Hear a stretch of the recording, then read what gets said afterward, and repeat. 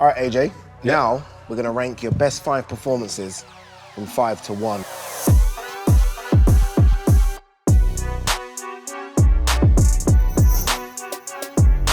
Well, let's start with number 5. What's your 5th best performance?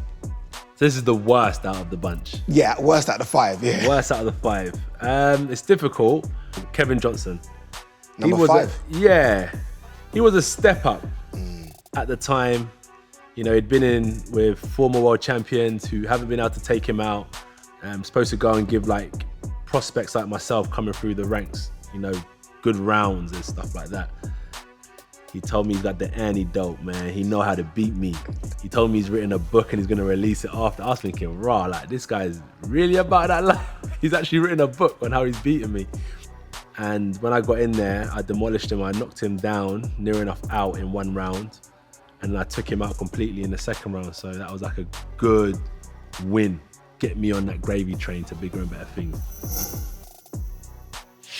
Number 4 best win would have to be the Dillian Whyte fight. Now that was for the British title, which is a very prestigious title in England. It wasn't a tactical fight, but it's a fight which we both went through a lot of adversity.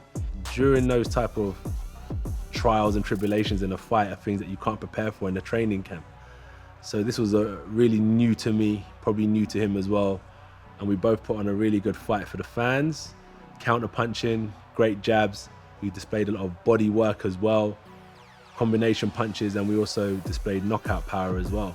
It showed that the heavyweight division was alive. We brought through Stormzy as well, so the whole night was phenomenal. So that would be like my number 4 before we got into the world stage. Number 4, you nearly got Stormzy beaten up by Dillian Whyte. Yeah, Dillian wasn't too happy. Wasn't happy at all. Number 3 would have to be Vladimir Klitschko. I'm looking at it more so in my career as it's gone on, rather than time. So the reason why I say number 3 is because that gave me a lot of valuable experience. When I hit people, they normally stay down. But due to Vladimir Klitschko's experience and of seeing big punchers like myself over the long reign of him being champion, when I put him down in the 5th, he knew how to recover. So he got up, and I thought that in the 5th, that was it, he's done like the rest of them. But he is one of the all-time great heavyweights for a reason, Olympic gold medalist for a reason. He knows how to survive, he knows how to fight. So he got back up and he gave me hell in the 6th round and put me down. So that was like a real learning curve. I didn't go back to the change room and do pads and train after that fight, but I had a lot of time to think about where I need to improve if I'm gonna stay at this level. So even though it was a good win, the public were buzzing, the heavyweight division was thriving, everyone had a great time that night. For me personally, I knew I had a lot of improvements I needed to make, and that's why I put that at number 3. I'll say number 2 would go down as my Charles Martin fight. After fighting Dillian Whyte, I didn't show any type of technical element of my boxing. As a coach, I've trained this guy how to rotate from his back foot, how to roll and counter, how to do all these like great things when it comes to boxing. But in the Dillian Whyte fight, what I displayed was a lot of aggression, a fight full of adrenaline, and 2 guys who fought off of instinct rather than tactical awareness.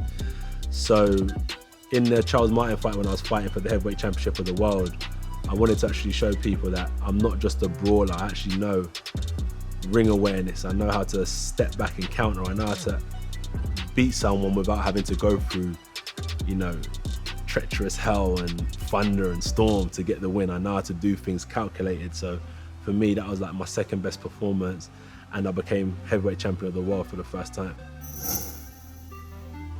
I would say my number 1 performance so far would be in Saudi Arabia when I boxed Ruiz.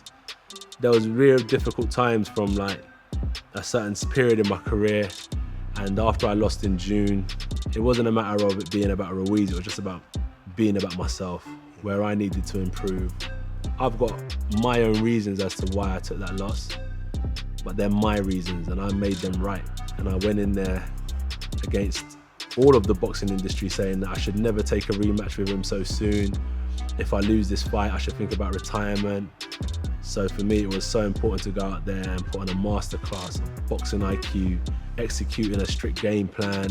I had to kind of come back to the drawing board.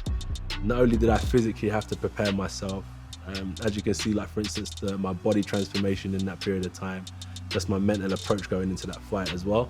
And that's why I put that as number one, because boxing is not only physical, it's also a mental struggle.